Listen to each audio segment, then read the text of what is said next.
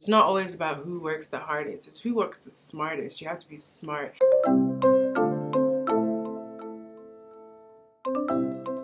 Hey guys, welcome back to my channel. My name is Tesh, your guide to skincare, self-care, and everything in the middle. So today we're going to talk about business, the business of skincare, the business of beauty. I'm going to share a few tips with you guys on what I think you should know or do before you start a business in Lagos, Nigeria. If you've been tuned into my channel, I started a business roughly a year ago, a skincare business called Unblemished Skincare. It's a very small business at the moment, but over the year I've learned a ton of things that I didn't expect I would learn, or things that I didn't expect I would do, and I want to share them with you guys because I know when I was starting my business there was a lot of information that I was looking for that I couldn't find. So if I can help anybody just share my experience and let you guys know what it is you need to do, I think that's fine. So follow me on Instagram and Twitter. I do talk a lot about what's going on with my business, what's going on with my skin, what's happening in my day-to-day. So if you're interested, do follow me. Make sure you like and subscribe to my channel, guys, especially if this is your second, third, or fourth video that you're watching. So please make sure you subscribe to my channel.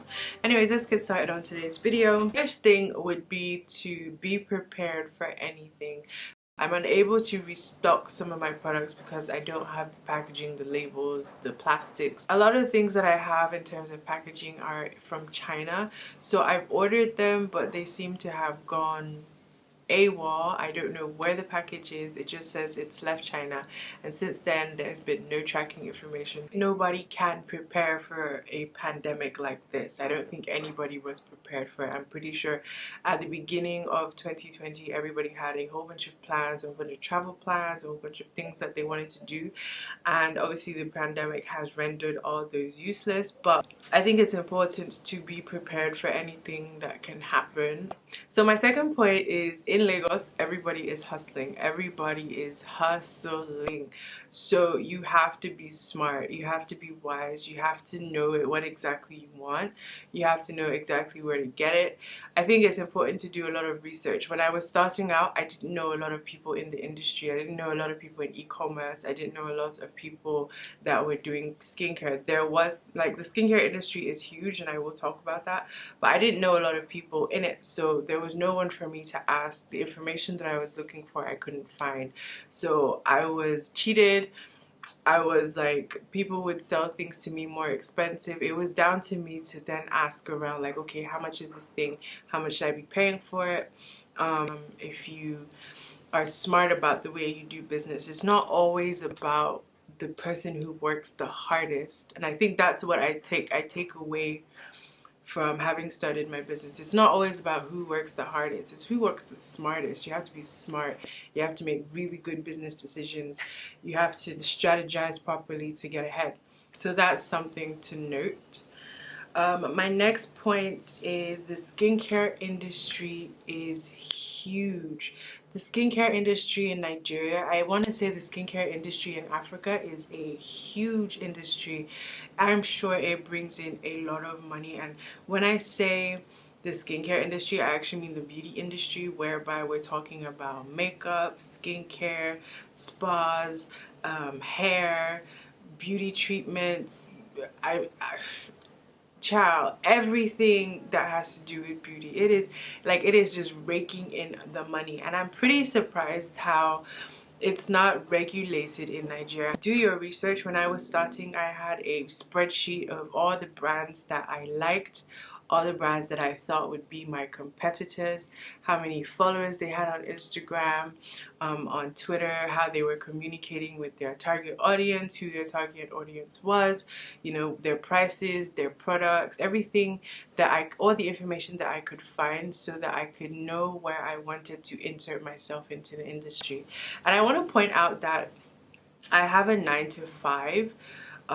So I'm unable to put 1,000% into my business at the moment because my 9 to 5 takes up like 8 to 8 8 to 8 a.m. to 8 p.m. part of my day. If you are in an industry that is as busy as the beauty industry in Nigeria, then you definitely want to be on top of your game. Next point has to do with money. When I was starting my business, I actually saved up to start the business. I wanted to start a business about 4 or 5 years ago. It was a lingerie company. I didn't have any money to invest, so I had to leave that business. I had just moved to Lagos. I didn't have a job or anything. So when I did eventually get a job, I saved half of my salary every month, just to save. I wasn't saving because I wanted to start a business. I was just saving because I wanted money that I would invest one day. So when the time came from Unblemished Skincare, I was like, oh, look, I have savings that I could use, and that is essentially majority of what I used to start my business. I did get help from my family and friends. However, when it comes to money matters, I think in Nigeria, in Lagos, you have to spend more money if you want quality. And I think it's so upsetting.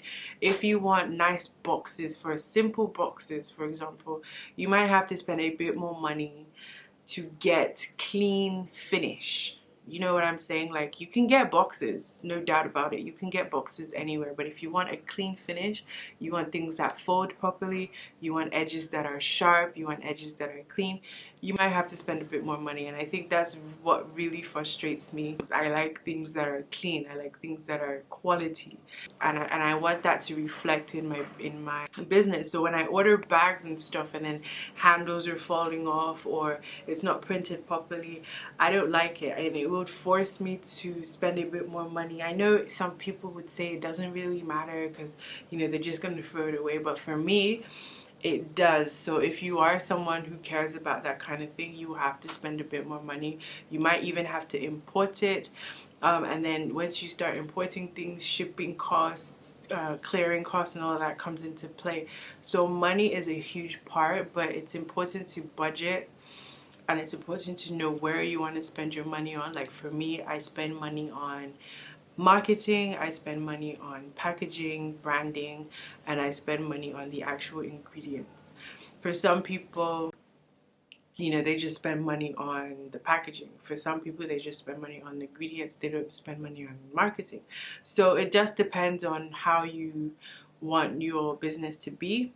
But when you talk about things like money, is structure and documentation.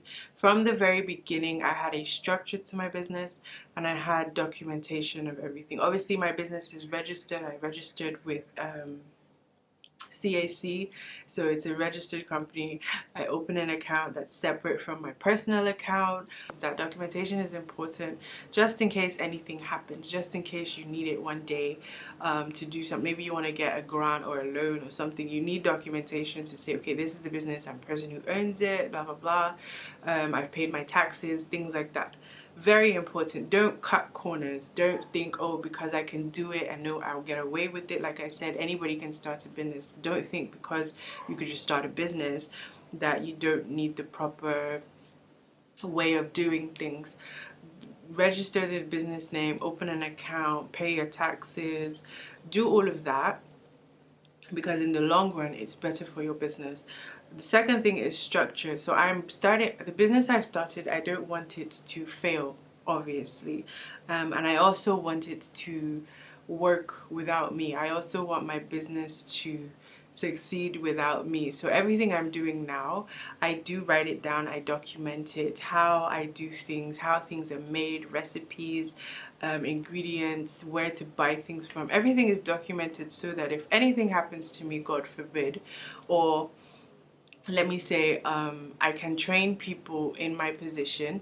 I can get a manager, I can get, you know, customer service. But as my business continues to grow, there's a culture and there's a way that my business would do things, so that maybe one day I can step back and let the business run by itself, or if I need to go somewhere, I can let the business run by itself. So that's something that I have also put in place. Structure. Things like that are important. Don't skip the small steps. So another point, I think this is point number 7, I think, is customers. But when I was starting my business, I thought I understood my target market. I thought I understood my customers.